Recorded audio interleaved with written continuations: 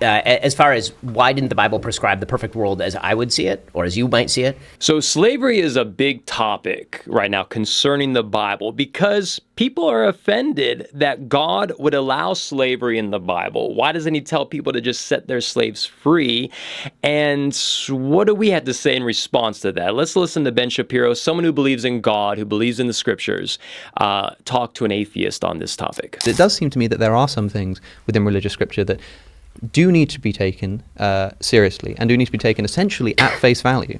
That is, some of the very specific legalistic commandments of the Old Testament, for example, or of the Hebrew Bible, I should say.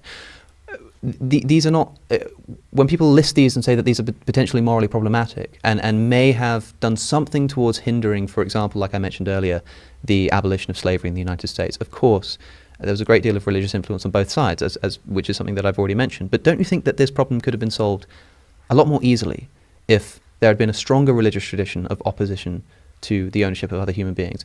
Why can't that have been the case? Okay, because Scripture quite explicitly condones it. Right, and in fact gives you the details of how to do Yes, it. so that's something that couldn't have been done, in other words, because you've taken now I this, get to tell me to gloss. So this here's moral here's principle that's placed outside of meaningful debate. Right. Before we move on, can I ask, where are we getting these buttons from? Are they from Amazon? You know, you press one and everyone's an atheist. There's this wonderful thing Are these available on the market? That I think you both need to use in this conversation, which is imagination. Oh, right. So let's as far as why didn't the Bible prescribe the perfect world as I would see it, or as you might see it? And the answer is because two reasons. One, as stated right up top, I'm not God. I assume he has different logic than I do. Mm-hmm. Two, the Bible is in an inherently problematic position in the sense that, on the one hand, it's trying to divulge important truths for all time. At the same time, it's talking to a people of a particular time. Yes. And this is a well-worn tradition inside Judaism. So to take the slavery example, there is no mandate to hold slaves in the Bible. Right? There are lots of mandates in the Bible, many, many mandates. There's 613 of them according to my religion, right? That's why I do all these weird things that I do. But one of those mandates is not to hold slaves. Right? And so the idea of there was a society that existed at the time of the Bible in which slaveholding was not only ubiquitous, it was universal, and which was true for virtually all of human history. That's right. And could be justified not just in terms of religious scripture, but in terms of Aristotelian thought. Right? I mean, the great philosophers we like to cite sometimes in the secular tradition are big fans of slavery, and that's true virtually up until the 18th century. Yes. So the idea would be, is this verse attempting to woo people away from a tradition of slavery or to humanize the slaves? Or is it attempting to reinforce that by making it harsher and more difficult? And that's why actually one of the things I enjoy doing in terms of how I study the Bible, for example, is I like to look at contemporaneous religious texts of the time. So yes. I like to study the Bible alongside, for example, Hammurabi's Code. And it's really interesting to notice the differences and where the Bible is liberalizing Hammurabi's Code, for example. Absolutely. And so the idea that a divine revelation has to be given to human beings who are capable of following that in the time. Again, that's part of the difficulty of I think rebutting religion in a certain sense, because again, it seems wiggly, but it really isn't, in the sense that if you believe, as I do, in a God who spoke to human beings in some form or fashion and has to speak to them on a level that they can understand, in ways they can understand, then that immediately is going to discount the ability to do a lot of very radical things that would have appeared radical in 1200 BC, but now appear to be commonplace for us. The thing we got to understand, and Ben Shapiro was alluding to this and saying this, slavery has been universal, right? Slavery, we know in our modern time in America and the Western world, slavery bad, slavery evil. And so then we look at God and say, God, why did you allow slavery? Why didn't you tell your people to not have slaves ever, ever, ever? And guys, I want you to understand something. Slavery, and I might get some hate on this, but hear me out. Slavery, in many ways, could have helped save people's lives, right? I'm glad there's no slavery, at least public slavery. There's a lot of slavery happening in America called sex trafficking. That's happening right now. But imagine this. You're a poor boy, your mother died, your dad beats you, and he's an alcoholic. And so you run to go be a slave to a good family, You go to be with them because you know they're going to treat their slaves right. And you're going to get a lot more better treatment with this family down the road or in another town or whatever than you are going to be a free boy with your drunken dad who's not going to take care of you, right? So I want to make it very clear. And even this in the topic of war, you got to think about people battling and fighting and such, right? And then they kill the men, right? They fight, they win the battle. And so they take the children, they take the wife, instead of killing them, they take them to be their bondservants or slaves, right? So the question, again, today it's illegal. You can't have slaves.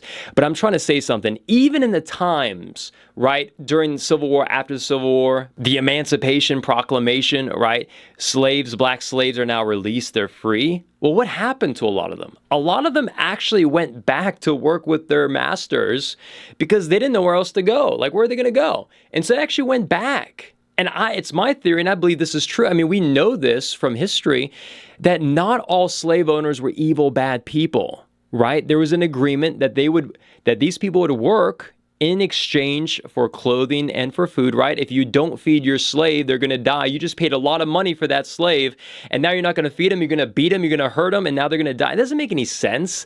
I mean, think about a man that has a cow, right? You're not going to starve your cow. I mean, you're going to feed your cow. You're going to take care of your cow. And again, there's people that don't take good care of their animals. There's people that don't take good care of their slaves in modern time or past time or whatever. Look, I'm not trying to condone slavery, but you got to understand something.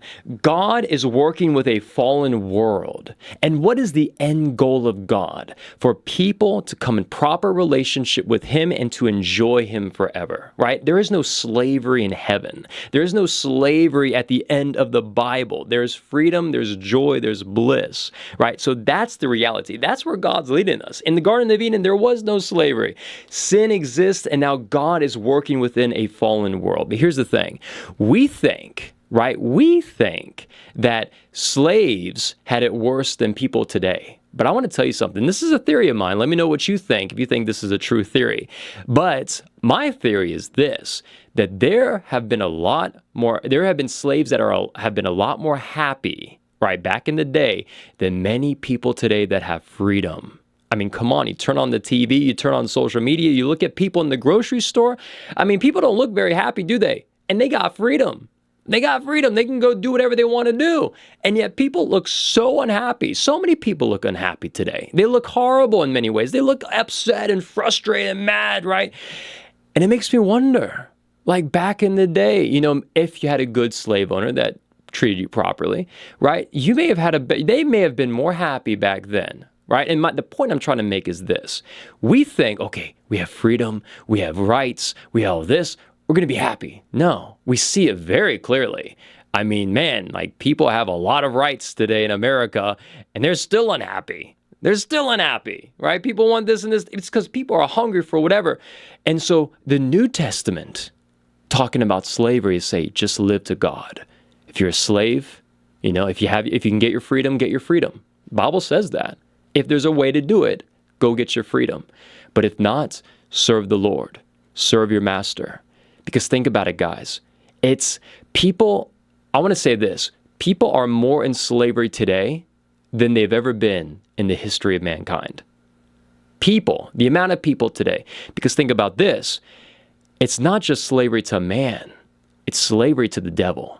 And you got a whole bunch of people right now that are enslaved to the devil. A whole bunch of people running around the rat race of America and the Western world. A whole bunch of people living for self that they think are living in self. They think they're free, but actually they're enslaved. That's what the Bible teaches us, that he who commits sin is a slave to sin. So you got people right now who think they're free and think they're talking about civil rights, all these things, but they're actually enslaved to their passions, enslaved to sin. Lots of those slaves back in the day in the South were Christian. They learned about Christianity. They encountered the Lord. They read the Bible, right? And so they had freedom in their slavery. Then people today in their freedom, yet are enslaved to sin. Does that make sense? So let me know what you think. I know it's kind of a different approach to this whole topic of slavery. I like what Ben Shapiro said. There's a lot more to talk about. But remember this. God is working through fallen man and through a fallen world. He's dealing with broken pieces that was caused by man that was caused by free will, by free agents. And he's working with them to create something beautiful. And one day he will completely, and there won't be any more sin, there won't be any more evil, there won't be any more slavery. God bless you all.